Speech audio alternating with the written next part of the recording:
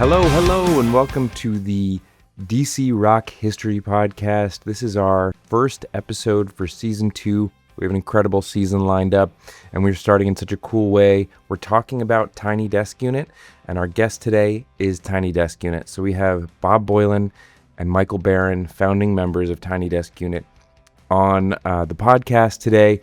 We have an incredible conversation about their time in DC and eventually all the way up through how the unit became the concert series. So we get to a lot of stuff, cover a lot of ground, talking the Atlantis and the 930 Club. It's an awesome conversation. I do just want to make one note. We're covering a lot of really famous and cool albums this season. So we're going to get to as much history as we can. But if we miss anything, please reach out to us.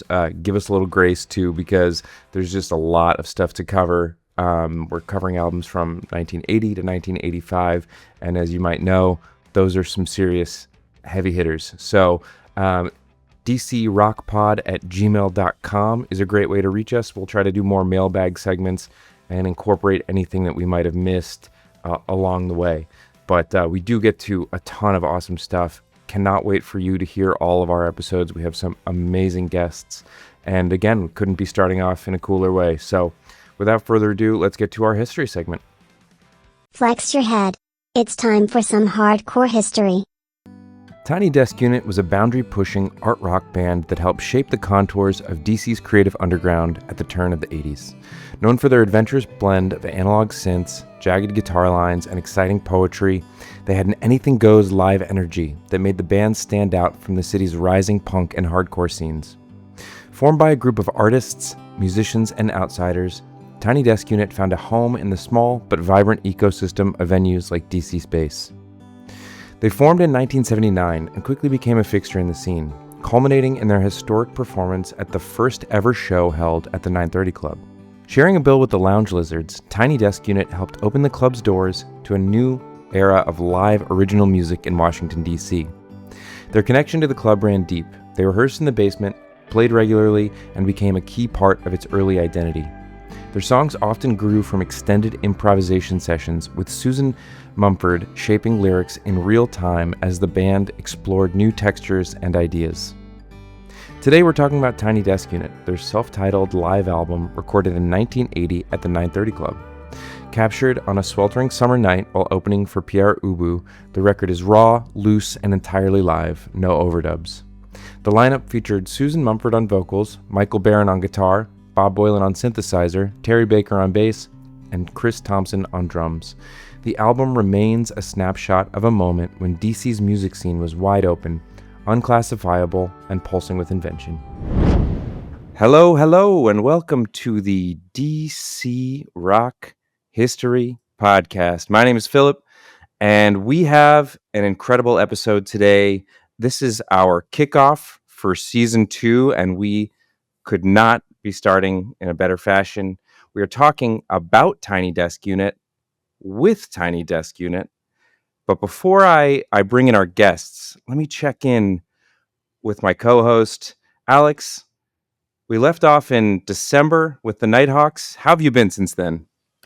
I've been listening to the Nighthawks on repeat ever since we left that episode to prepare me fully. And I didn't know this is the season premiere. This is the season premiere. Wonderful. Well, I am excited and very. I guess remind me? Is this our first guest that we've had who has been a character on The Simpsons? To my knowledge, but I kind of lost track after season 8. Well, Alex, let's release you from listening to the Nighthawks on repeat, and now we'll go to Tiny Desk Unit on repeat. Bob Boilen and Michael Barron from Tiny Desk Unit are here today. You know them from many different projects, including All Things Considered and the Tiny Desk Concerts, and the other band that they're in, Danger Painters. Gentlemen, welcome to the podcast. How are you feeling today? Hey, happy to talk about all that's tiny. Very good. I'd be willing to go into the medium-sized as well. Well, let's not get ahead of ourselves. We'll see. We'll see. Okay. Yeah.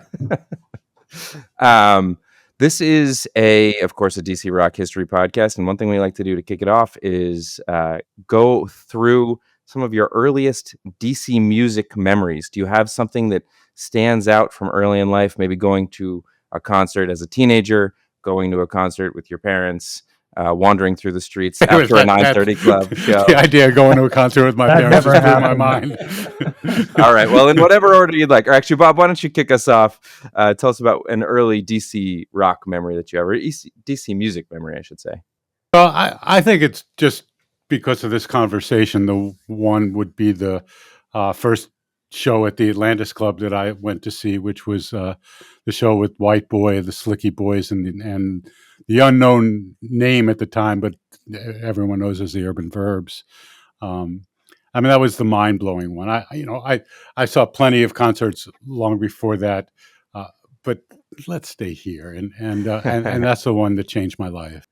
And who do you remember? What order they played in? Were the Urban Verbs the headliner? Or I've seen that flyer, but I can't remember. It was Michael. You were there, but I think it was White Boy, Slickies, and then on No Name. I only remember seeing the Verbs, so I don't know if I left when they finished and only got there in time for them. But that absolutely was like, I want to have a band. After I heard that, it's like I want to be in a band. I want to be in that band, but they were already booked, so we had to start our own. Well, we had Don Zantara on, a little sneak preview for what's to come, and he talked to us about the Slicky Boys and how excited they were about the idea of new music and new wave music. Do you remember that being in the air, like the conversation around genre when you were at that show, or like putting together new wave nights or anything like that? This is, kind of end of the 70s into the 80s. Do you remember that being part of the conversation, or is that something that we've sort of retrofitted onto the genre for historical context? I would say this: the important thing about that evening is that what people don't remember, I think, is that for the most part, most bands played at bars, and not that the Atlantis Club wasn't a bar, but it was meant to be a music place. Mm-hmm. And bands that played at bars were often asked to be cover bands or play cover songs, and they'd sneak in a song or two or five of their own. But there wasn't that kind of scene where people would play original music and play their own music. And well, unless you were completely established, like then you could play at the Cellar Door or Bayou. The Bayou. Yeah. There was nothing for new original music anywhere there until the Atlantis came around, and they had it was like the most outrageous stuff compared to everything else that was going on in the world at the time. Like the music was so energetic, and everyone was so cool looking, like the Cramps, and it's like, oh my God, these people are psychos. I love it. And it was just a no man's land. Even where the concerts were, like downtown DC was a wasteland. There were like 5 of us living in that area after 5 p.m. All in tiny desk unit. Yeah, basically. Yeah. And now it's very developed, and there's all kinds of nice condos and restaurants and shopping and all that. But it was strictly a 9 to 5 center, and then 5 o'clock it was deserted, and that meant we could do whatever we wanted anywhere there. If people don't know, the original 930 Club was like a block or two from Metro Center, so just 9th and F. Right, it was at 930 F Street, and yeah, as soon as the tourists all went back to their hotels. For the few hotels that were there, the Harrington was one of them, which is at 11th and E, which was across the street from where I wound up living, above a bar called Whitlow's. But there was not anything happening. DC Space was it. Yeah. And we'll trace it back to the beginning of the band. That's a nice tie-in because I know that DC Space plays into that. But Michael, did you have an earliest DC music memory that you wanted to share? Yeah, the thing that concert where I saw the Urban Verbs was probably the most profound. But I was starting to go to there was this club on Connecticut Avenue where I saw the Raz and Oh, cool. The Keg, I think. What's that? The Keg? No, it wasn't the No? Keg. It was down. It was like Farragut Square. I think they called it the L.A. Lounge at the time, Oh. but it was you know it wasn't really new wave. It wasn't punk, but it was really it was outrageous. It was more, I thought, along the lines of like Root Boy Slim, like do something that's just outrageous. Like he would pick his nose and flick it at the audience, and I missed that. everybody loved that. And that's one memorable show. It was most of the other stuff I can think of was after that, but those were a couple of moments. And Michael, I read on the Tiny Desk bio that Bill Worrell of DC Space, he encouraged you to start a band, and you got some encouragement from Roddy France as well. Tell me about sort of messing around with a couple of friends from art school, and it was the music wasn't that interesting, but it was fun because there was a chance to play with somebody else, and who didn't mind that I couldn't really play very well. I didn't start playing guitar till I was 17. I think I was like 20 at the time, and he said, you should, ditch that. You should start your own band. You should get together with Susan Mumford. And I'm like, have you heard Susan sing? It's like, she didn't have a traditional voice, but what she had absolutely was presence. Like when she walked into any place, everybody's heads spun around. Like some of them were like, and others were like, but they were all reacting to the same person. And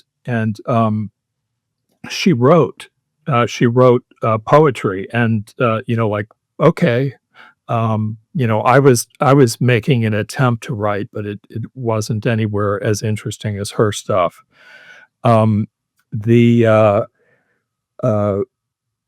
The band name came around. There was a concert that Bill promoted called this. The headliner was the Cecil Taylor Unit, and he'd invested a lot of money into getting this show off the ground. Cecil Taylor, his music was incredible. That was another thing that contributed, was this off the wall freeform jazz music that he used to play up in the loft at DC Space. It's like, so I never worried about it. Like if I fucked up, because these guys said, oh, it's not a fuck up if you can repeat it. So like if you hit the wrong note, hit it again and again. Get back there. Yeah. And you make it a tradition, and you make it into a thing. And like Tiny Desk Unit was like founded on that principle. You can't play that chord there. Why not? Did Bill know Susan because she was a waitress at Space? Is that? No, I think Susan knew Bill from like high school in Bethesda. And she came down to DC Space for the Nights of No Music.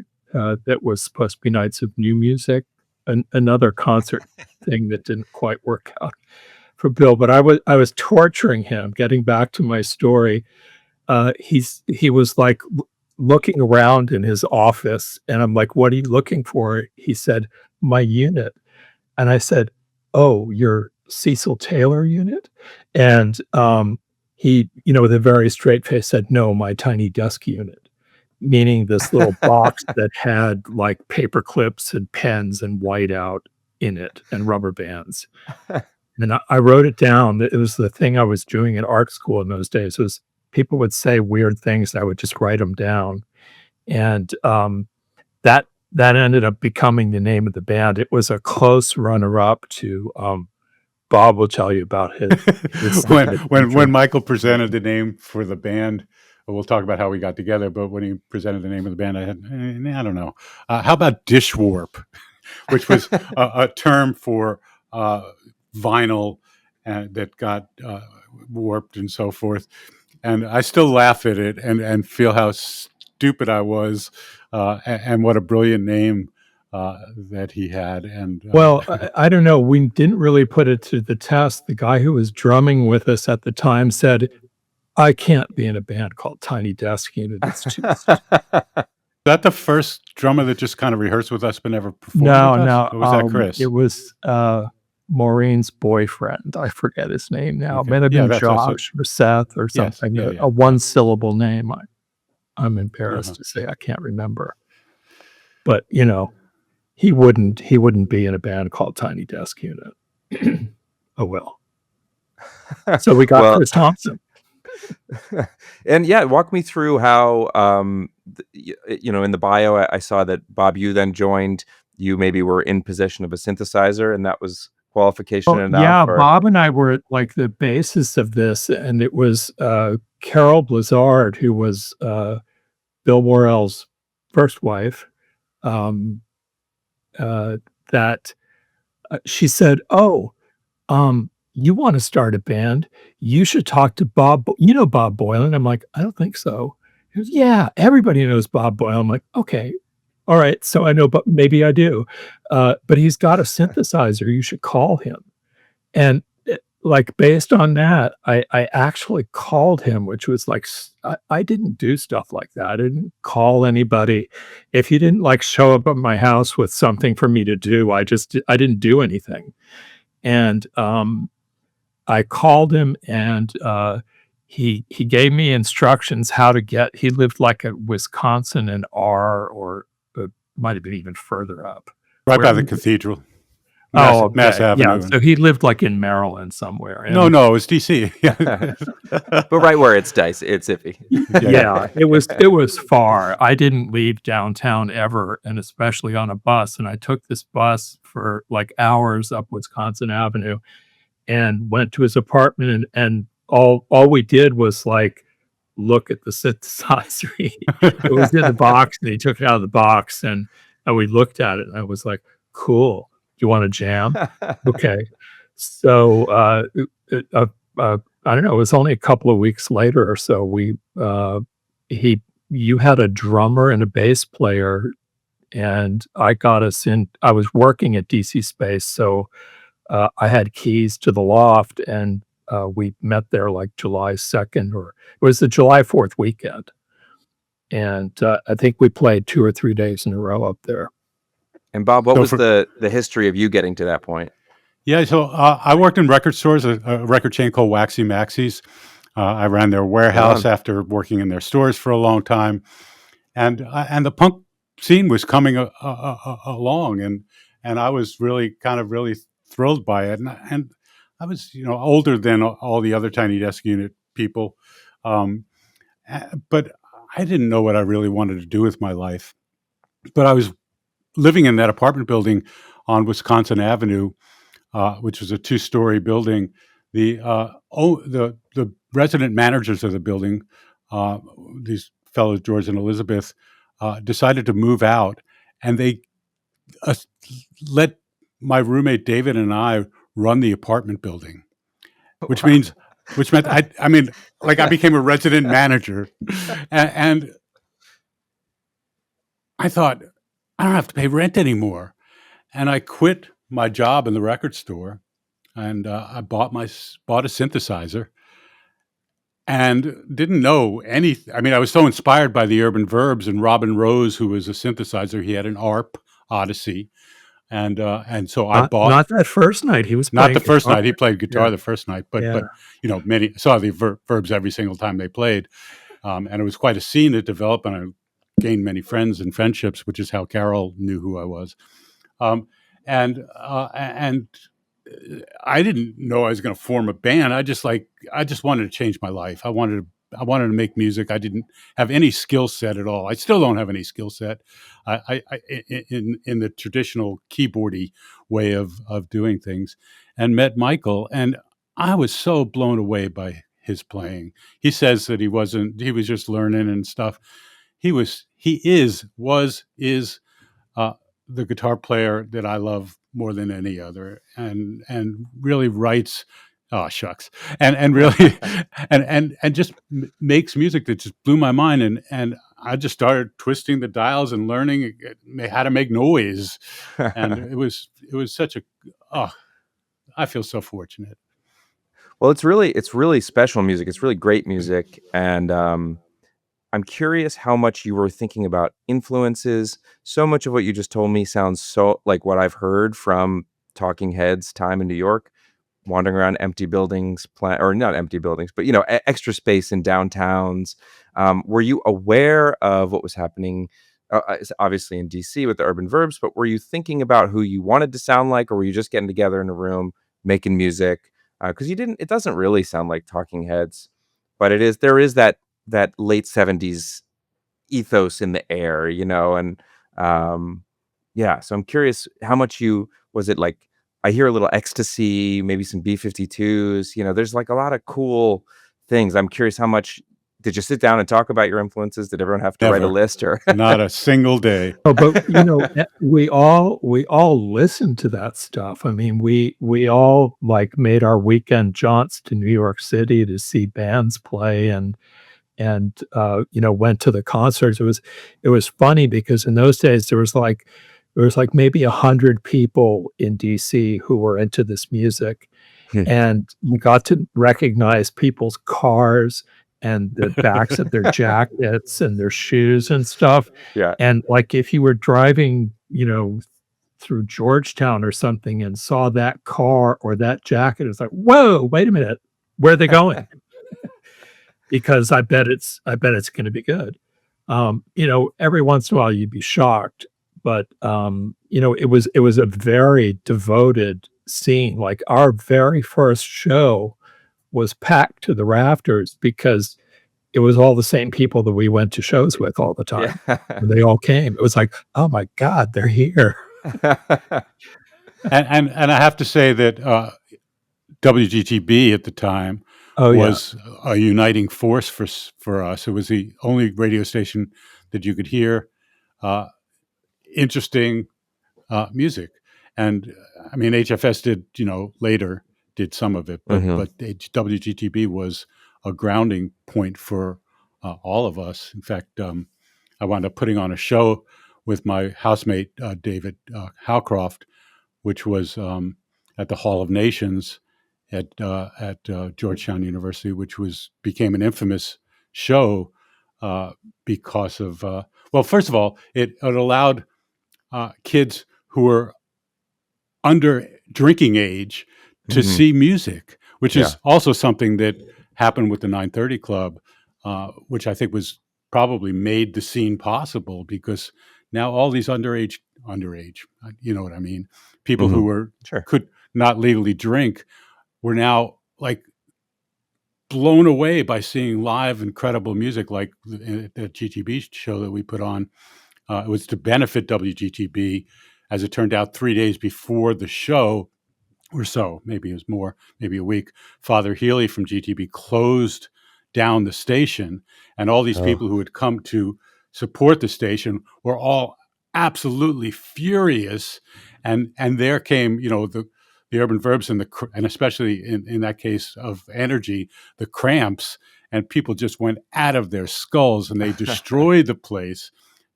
Tabled, there was one guy who walked right through a glass door. Fortunately, David and I bought insurance, or that would be a whole nother story. Anyway, I diverged, but the point being that it was a very small scene and people really eager to see something new and fresh. And I think there was no way to find out about anything except by word of mouth and little Xerox posters that went up in record stores and cafes and stuff. You had to like be out on the street to find out about this shit. But to get back to your yeah, go ahead. question about influence and so forth, while we all listen to the same music, I don't think to this day Michael and I have ever talked about the sound of our music. It's so organic. Well, unless it's something like you realize that that's the riff from like blah blah blah, right? And I'm like, no, it isn't. Okay.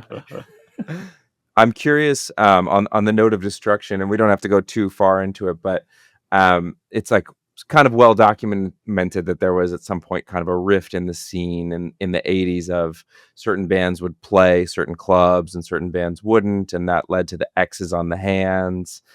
Do you remember feeling any sort of scene politics or anything in terms of like navigating, or you're just playing gigs and that stuff's kind of all been added? The X's on the hands were all about drinking.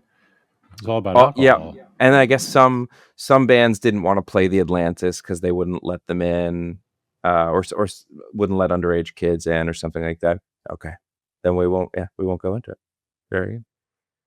All that was like afterwards. I remember thinking when I saw these kids dressed in like 1978 or 77 era punk gear in 1986, I'm like, don't they know that was like last decade? And then it became like a whole institution in DC. And it's like, oh, okay. I guess I wasn't there for the revival. Yeah, I wasn't part of that later scene. We were more in the, I guess, art rocky crowd. And when that scene came up, it was like, wait a minute, that stuff was over. I didn't, not to diminish any of it, because it was amazing stuff that happened, but it was just surprising that it was a whole new take again. on everything, but I was just perplexed by it. I mean, definitely drugs were a huge part of the scene, for me. And the kids that came up afterwards, like, looked at us like, ew, you guys are like drug addicts. And I'm like, ooh, you guys are like teetotalers. Anyway, No, it's great to hear the perspective, and it's been really fun. Before we started this season, I knew Urban Verbs and Slicky Boys a little bit less than I was introduced to your all's music years ago, but and it's been great to kind of find this, like, whatever you want to call that, punk, new wave, rock, whatever it is, like that seemed like such a vibrant scene in DC in this stretch between the late 70s and the early 80s especially, and it's really fun to kind of like live in all these albums at the same time as we've been doing this project. And in our scene, although I wasn't part of the art scene, I'd say a good deal of the people like Michael came from the Corcoran School of Arts, or we would play art openings at galleries and things like that, and that was our world. Yeah. And the Atlantis was originally an art gallery, is that right? No. It was a furniture store. Furniture store. It was a nightclub.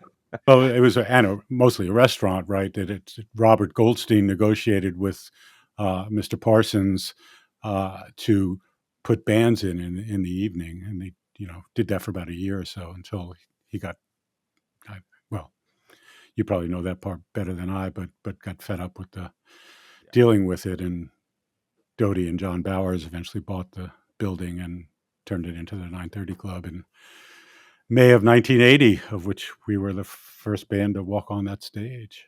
Yeah, and we'll get into our listening section in just a minute here, but tell me a little bit about what you remember from that night, the Lounge Lizards and Tiny Desk Unit opening the venue. They spelled Lounge Lizards wrong on the flyers. How did John Laurie feel about that? John Laurie was a grump about everything. So and I love the man. It was a pretty even pitch of absolute annoy. He was annoyed by absolutely everything and everyone. That's equally. Pretty well documented. I don't think. That sounds about right. What about you all? Did it feel like any old gig? Did it feel like a pretty exciting night? Oh no, it was a very big deal, and we were a late add to the bill. Somebody else I don't. You may know this better, but there was somebody else that was supposed to be on the bill. Oh, who's the not Was it New Order? before New Order was Joy Joy Division, Division. Oh, wow. and Ian had taken his life, and so Yeah, so it was Lounge Lizards and Joy Division was supposed to be the show, right? Or was it I'm pretty sure that or was it just Joy Division? yeah. Yeah. And At any rate, we already had kind of a deal with Doty. Like we were not living, but our band had a permanent rehearsal space in the basement of the 930 Club, and with the understanding that we would make ourselves available to perform at the club because we didn't cost much. We would do like a percentage of the door, and a mess of people came to our shows always. I was sometimes mystified because I thought like I don't get it. I don't get it. Like I'm up here having a great time, but I play almost entirely with my back to the audience, and it was just like such a strange combination of music, but we were having such a fantastic time doing it. I think that was probably it. I think the other part of that is that understand that, again, going back to the fact that there really weren't any great clubs where original music can happen. The beautiful thing about the 930 Club was there were great monitors, great microphones, great speakers, lights. I mean, this didn't really exist for nobody bands, so to speak, and it was so thrilling to be able to be on stage, to hear yourself, to be able to hear Susan sing, I could hear her through the monitor as I played. That was just remarkable. Yeah. Yeah, and I'd say don't sell yourself short. People came to see it because you sounded great. I've heard the tapes. and the DC Space was our first show that we did. So just to be clear, we may have played the first opening show and the first audience show at the 930 Club, but we premiered because of Bill Worrell and DC Space, premiered our first show at DC Space and played others. September 11th of 1979, I think, was our first show at DC Space. Very cool. Well, what do you say we get into some tunes? A little listening section. How does that sound? Why not? All right. Well, we're gonna start with Little Metal Tea, the live version. Patterns of dissection recur. Break it down methodically. When it goes inspection to minute as mass for consumption. Violet to metal teeth locked in the brain, going round and round. It's dark red, I do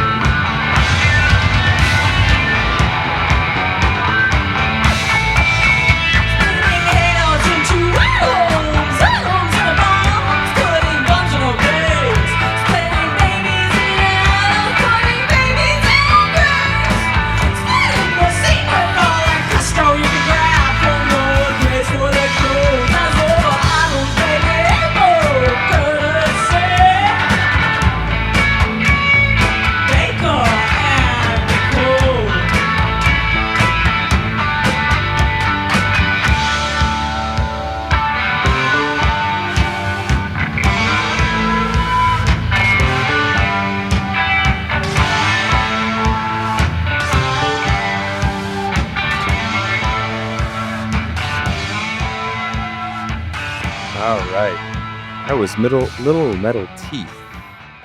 And question for both of you: since you weren't the singer, did you know what was your awareness of what was being sung on stage? Was the lyrics all from Susan? Was that something that you were working on collaboratively? Because they really jump out and they're really great. Yeah, Susan would listen to us play for hours. Like we might play the same riff for an entire evening, or like just meander for a while. And when things started to gel for her, she would start writing, and she would move around. She'd move closer to Bob. She'd move closer to me. She'd move closer to Terry, and she'd be writing down on her little piece of paper, a little tiny fine print.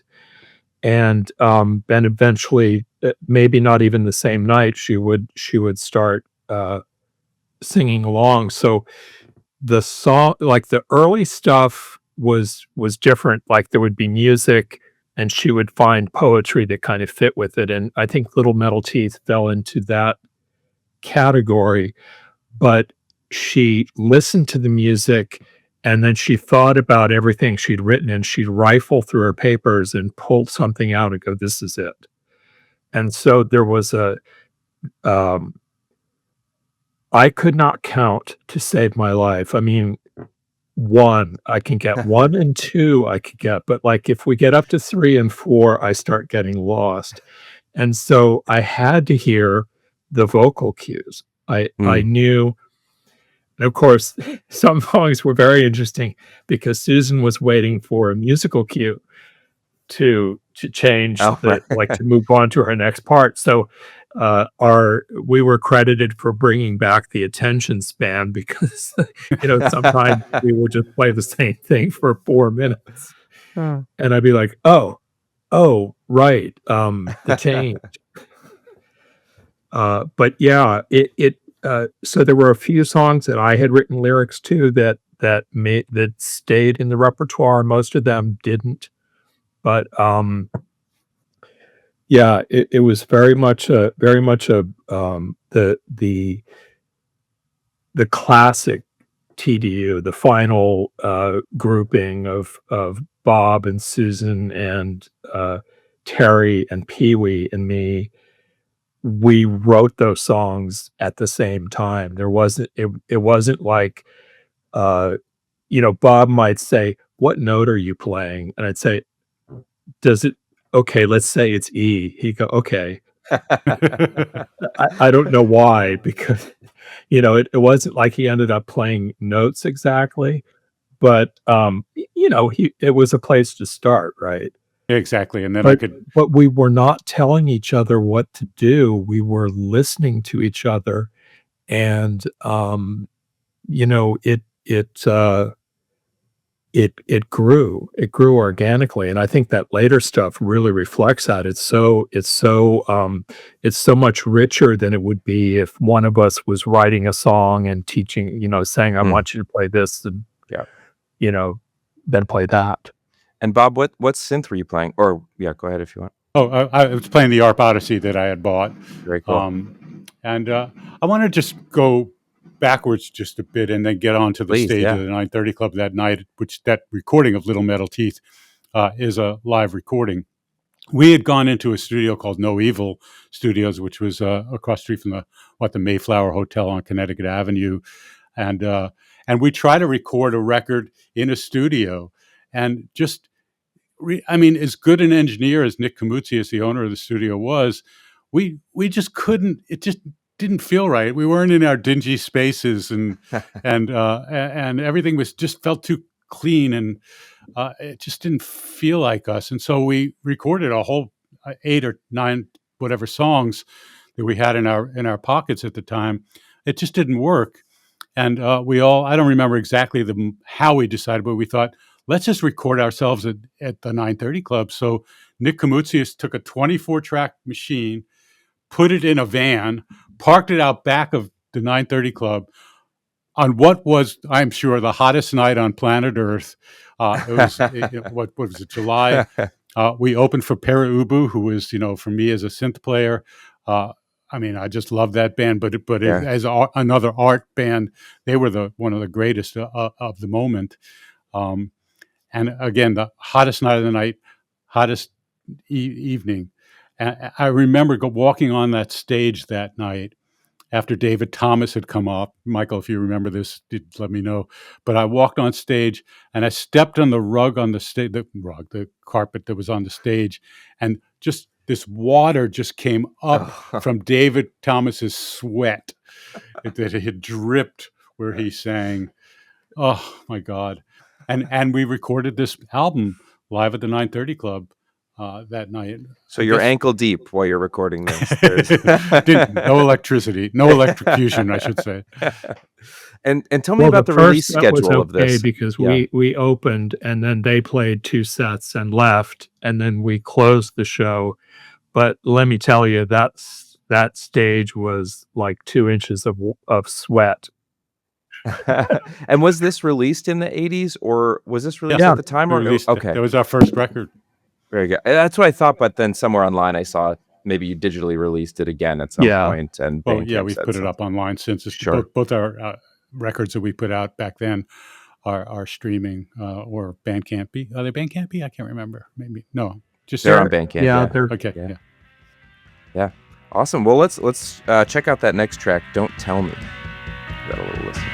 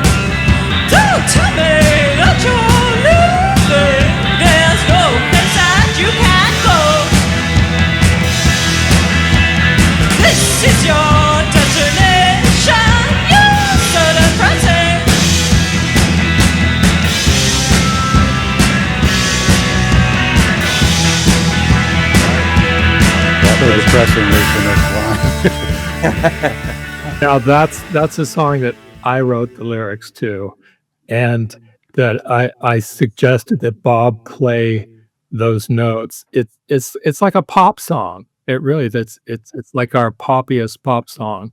The only time I think I ever played a melody, and one of our very first songs too. Yeah. I mean, and point out that the band at that time was Michael, Susan, and I. But the bass player was Terry Baker. The drummer for that session was Chris Thompson. Yes, and Chris was our drummer for a while until Pee Wee, as we called him, Lorenzo Pee Wee Jones, joined later. And I'm just because I'm thinking of them, both Susan and Lorenzo have both passed away, and love them. Yeah. And well, yeah, thank you for sharing. And I'm curious, do you have any memory of what the process was like to get it pressed into vinyl or put to cassette or anything like that, and actually turning it into something that people could hear? I'm very intrigued by how people kind of figured that out. pre-internet specifically, because it's hard for my brain to Oh, conceive of Uh, anything well, pre-internet. we were working with a professional recording studio in DC. I mean, we were so fortunate. This Nick Koumoutsias and Larry Singer. Larry Singer was an entertainment lawyer. They were good friends, and they approached us with this deal to record us, and we would, like after the expenses were covered, we get 50% of the profits. I mean, unheard of. I mean, we were completely unknown, and we got all this recording time that bands who had been, out there pounding the pavement for years couldn't get access to. And so, but they knew how to do all that stuff. Hmm. I was like, oh, cool, let's do that. Yeah, to one point though, there were no profits. Well, yeah. It was But I mean, the studio time speculation, those it days was go on. fueled please. our fantasy for sure. Studio time those days was $250 an hour. I mean, it was just like crazy amounts of money. We could never have afforded this.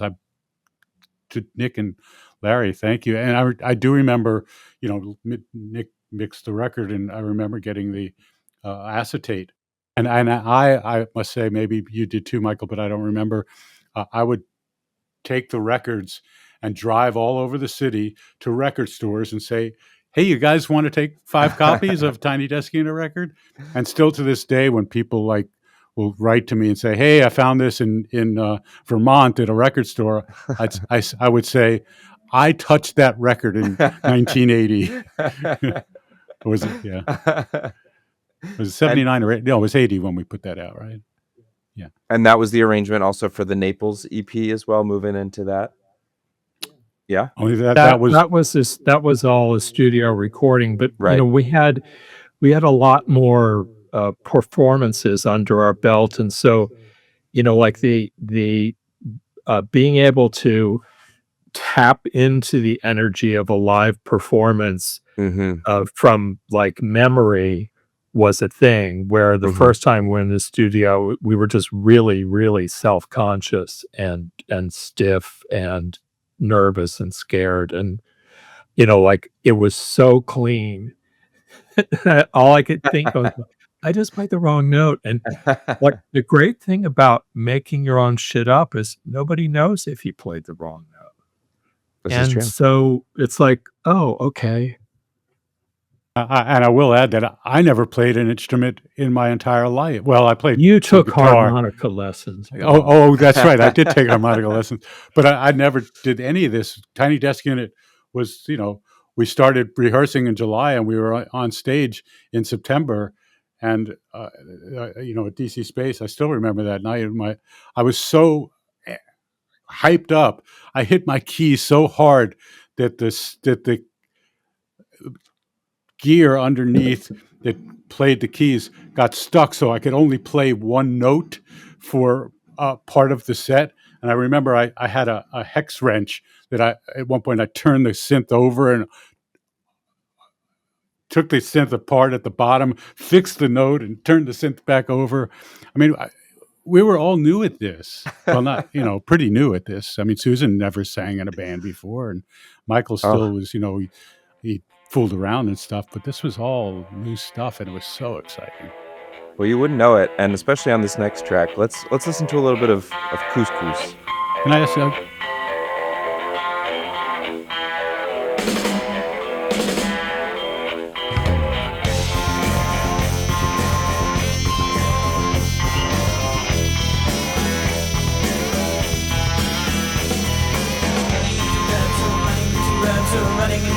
Running into rounds eating couscous. Calling out the names, they're very famous, written up in who's walking in their shoes.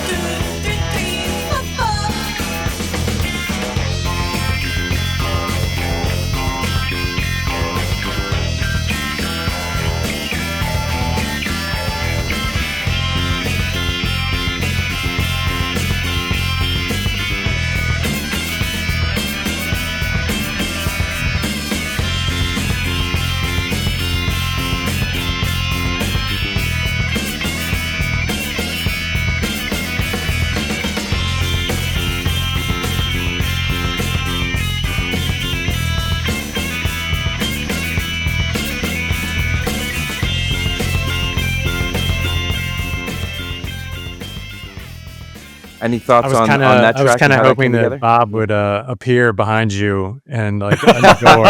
Half the other side That of the would have country. been impressive for You would Silver call it Spring to coming from Santa inside the Monica. house. It's only 3,000 miles. Give or take. Yeah, when I hear that, I think back on the time that that we were writing this music. It was so creative and crazy, and like I, I the music, like the guitarists that I listened to the most, that maybe the most influenced by, were in a lot of ways different than the music we were playing. I'm thinking like, Neil Young, Jimmy Page, um, Tom Verlaine. Yeah, I can hear a bit You of know, that. Yeah. just but lyrical guitarist. Like, I felt like I could never play those blazing leads, but I loved a melody, and I loved a melody that went haywire in the middle of it. And like Bob and I really traded on that. Like, there'd be moments on the stage where neither one of us was quite sure who was making that sound. And I Susan's love voice is that, so yeah. well equipped for that environment Good too. point. Yeah. Very Yeah. elastic. Sometimes like Patti Smith, sometimes all over the place. Really, really wonderful vocalist that kind of nestles in. I don't want to say nestles, but really Yeah. pairs with you all, what you all were doing in such a cool Yeah, way. well, we all grew into that musically at the same time, which, like, not to get ahead of ourselves, but when the band kind of fell apart, it really had to do with losing our drummer. And yeah, I mean, he couldn't. There were a lot of reasons he didn't want to work with us anymore. Um, uh, you know, uh, and so we tried working with other drummers, even like really, really, really good drummers. And it was like, I saw this interview with the surviving members of Led Zeppelin talking about how, it without Bonham, it was like, you can't like teach somebody else how to grow up with you again. It was like, Yeah. move on. It'd be a different project. So, um, but that was like, I think the height of our creativity, and, the stuff that was on that EP, and some stuff that we wrote soon after that, is all like, there's a live version from the 930 Club in 1996 when we were the last band to play at like 4:30 in the morning to 12, like really drunk people who were tearing the place apart. At the Wow. old club before it The moved. old club, yeah. Yeah. And we have a That said, take live whatever recording. you want. People were smashing urinals and taking them down off the walls. We have a live New Year's Eve show from, I think, 1981, Take Me to Paris.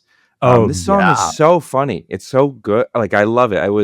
I had only heard it for the first time today when you shared it with me, Bob. Thank you for that. And it just brought us, I was immediately smiling. And I was going to listen to a minute of it to get familiar, but I didn't want to stop. So I listened to the whole thing twice. It's terrific. I don't know if that came from these similar sessions or anything like that, but or who wrote the lyrics, but it's really funny. It's got an excellent like personality that comes out right out the gate. But Take Me to Paris was on Naples, the Mhm. EP that we put out, proper version. At the New Year's Eve, 1980, 1981, we were at DC Space, and upstairs performing, Julius Hempel, who was a saxophone player, World Sax Quartet, and others had an ensemble upstairs that played. And then he came down. He'd never heard us. I mean, Oh, really? no, we never rehearsed. He came downstairs. We started playing Take Me to Paris. He starts playing. And to this day, for me, The coolest thing that a musical interchange for me ever was when Julius Hempel said, "What key, man?" I said, "E." Hoping I was right. Yeah, right. Who knew? And for me, just I love so much, and Michael referred to this earlier, the way a synthesizer could be so many different things, and how there are those amazing moments where who knows who's doing what, we are doing something amazing. And when Julius joined in, we'd never had a saxophone, like that play with us. And when the synth tone and the saxophone and the guitar play together, that is one of the highlights of my life.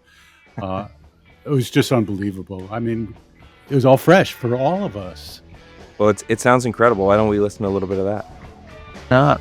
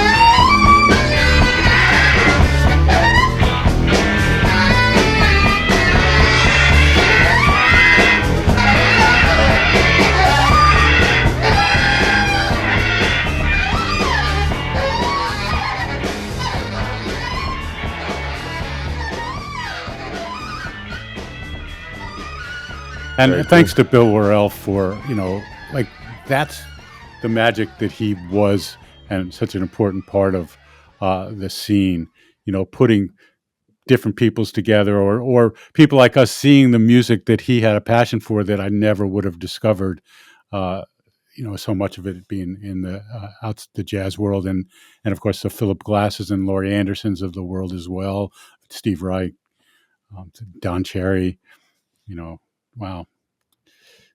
Yeah.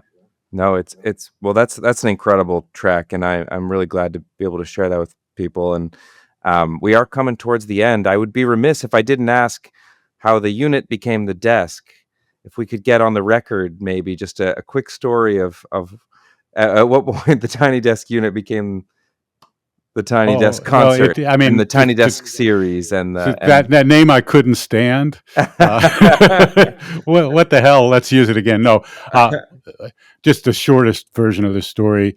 I worked in NPR 18 years. I started a show called All Songs Considered, and then NPR Music formed, and we started going to concerts and so forth in South by Southwest to discover artists, and went to the show. And this woman, Laura Gibson, was there, a very quiet singer. She played at a bar where people were screaming at the TV for the March Madness basketball games, and we couldn't hear what she was saying or singing. And she came off stage, and Stephen Thompson, who I was with, my coworker, said to her, "We couldn't hear a word you said. You ought to just come play in our office." And sure enough, 3 weeks later, she shows up. I get a microphone. We get an engineer. I get a couple of cameras, and we shoot it. How the name came into effect, Robin Hilton, my partner at All Songs Considered, said that he suggested because of Tiny Desk Unit. We're playing music at my desk to just call Tiny Desk Concerts. I don't honestly remember, but whatever. I'm glad the name lives on because it's better than Dishwarp. The Dishwarp concert series might not have taken hold. It I don't think so. Well, I'm not this is sending my tape into that. exactly. This has been a real honor and a thrill. Is there anything else that you all would like to share as we wrap up? Anything else you'd like to say or memories you want to make sure are out there? I would say something, which is that, a handful of years later, 2007, Michael, Susan, and I got together and recorded a proper album, which we never did a full album in a, outside the live thing. Susan and I were in my house in a bedroom recording. Michael was on the other side of the right where you were. Yeah, I was in Canoga Park, California, and we recorded this record together, which is called Sputnik fell on my birthday. And that was 2007. No one's ever heard that record, honestly, and I'm pretty proud of that. And it began something we discovered called the RPM Challenge, which was a challenge somebody told me about to make an album in the month of February. And Michael and I in 2008 made a record, and came up with another great name, Danger Painters in this case, not Dishwarp. And so we made a record in 2008, all long distance, never in the same room, sharing files back then. And now we've made 21 albums like that. And we have Kevin Lay, Katie Lay, who was in Rhoda and the Bad Seeds in the day. Bill Harvey, who was back in the Corcoran scene and all that stuff, music scene too, who had been in and out of the band. And I'm really proud of the music we still make together. As you should be. Yeah, thank you for putting these great tunes out into the world. Michael, any closing thoughts for you? Boy. You can pass if you want. Yeah, I don't know. Another thing that lingered on into the Danger Painter days was that like my 4 years of art school paid off because I did the drawings for our posters and the album covers. And it's like